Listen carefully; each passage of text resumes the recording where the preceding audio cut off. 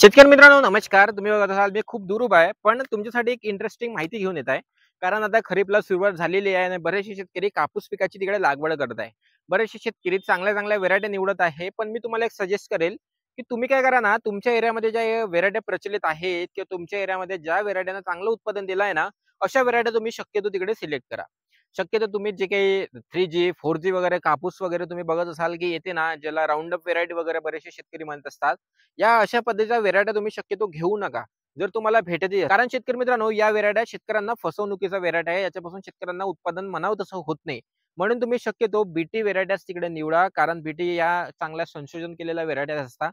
म्हणून तुम्ही कापूसचा बियाणं निवडत असताना नामांकित कंपनीचं प्रमाणित बियाण्याची उगवण क्षमता किती आहे, बियाण्याच्या पॅकेटच्या मागे तुम्हाला स्कॅनर देखील मिळत असतं. तर तुम्ही या सगळ्या गोष्टीची चौकशी करून आणि दुकानदाराकडून पक्क बिल नक्कीच घ्या.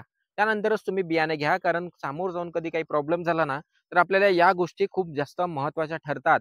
कारण आपल्याला नुकसान भरपाई असो, असं तर कोणासोबत होऊ नये. पण झालं तर आपल्याला या सगळ्या गोष्टी खूप जास्त महत्त्वाच्या ठरतात शेतकरी मित्रांनो. म्हणून मी तुम्हाला इकडे सांगतो, की जर तुम्ही बियाणे वगैरे निवडत असाल ना, तर ते चांगल्या पद्धतीचे निवडा. मी तुम्हाला एक व्हिडिओ तर बनवलाच होता टॉप 5 व्हेरायटीजचा. त्याला तुम्ही खूप चांगला प्रतिसाद दिला. त्यानंतर तुम्ही कोरडवाहूच्या हिशोबाने कोरडवाहू व्हेरायटी निवडा, ज्यामध्ये तुम्ही कमी ड्युरेशनच्या व्हेरायटी निवडा. ज्यामध्ये 140 ते 150 दिवस किंवा त्याच्यापेक्षा कमी दिवसाचा जर व्हेरायटी असेल ना, अशा व्हेरायटी तुम्ही जे काही आपलं कोरडवाहू क्षेत्र आहे, हलकी जमीन आहे, अशा ह्याच्यात निवडा. त्यानंतर मध्यम स्वरूपाची आणि भारी जमीन असेल ना, अशा वेळेस तुम्ही 150 दिवसाच्या वर ज्या व्हेरायटी आहे ना, त्याच्या तिकडे नक्कीच विचार तिकडे करू शकता. आणि आणखी एक महत्त्वाची गोष्ट म्हणजे याचं अंतर. जर कोरडवाहू असेल ना, याच्या वेळेस तुम्ही एच-डी-पी-एस पद्धतीचा लागवडीचा विचार करू शकता किंवा तुम्ही 3x1, 3x1.5 फुटावर तुम्ही लागवड तिकडे करू शकता. जर तुमची मध्यम आणि भारी जमीन असेल, अशा वेळेस तुम्ही 4x1, 4x2, 4x2 हा अंतर खूप चांगला माझ्या हिशोबाने मला वाटते.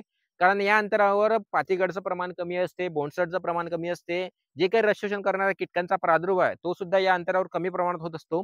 आणि झाडाचं ओव्हरऑल डेव्हलपमेंट ग्रोथ चांगल्या पद्धतीने होते ना, आपल्याला समोरचं उत्पादन हे चांगल्या पद्धतीचं आपल्याला झालेलं पाहायला मिळते. अशा पद्धतीचा तुम्ही नक्कीच उपाययोजना करा. पण मी पुन्हा तुम्हाला सांगतो, की बियाणे चांगल्या कंपनीचे निवडा. मी तुम्हाला इथं कोणतेही ब्रँड नेम सांगत नाही. तुम्हाला जे वाटते ते घ्या. पण नामांकित कंपनीचे आणि तुमच्या एरियामध्ये ज्या बियाण्यानं चांगलं उत्पादन दिलं ना, अशा बियाण्याची तुम्ही शक्यतो निवड करा. आणि नवीन जे मार्केटला येत असतात ना, त्या बियाण्याची सुद्धा तुम्ही नक्कीच तिकडे लागवड करून पाहू शकता. नवीन बियाणे तुम्हाला चांगलं उत्पादन देऊन जाऊ शकते. एवढ्या गोष्टी नक्कीच लक्षात ठेवा आणि असेच आमच्याशी जुळून राहा.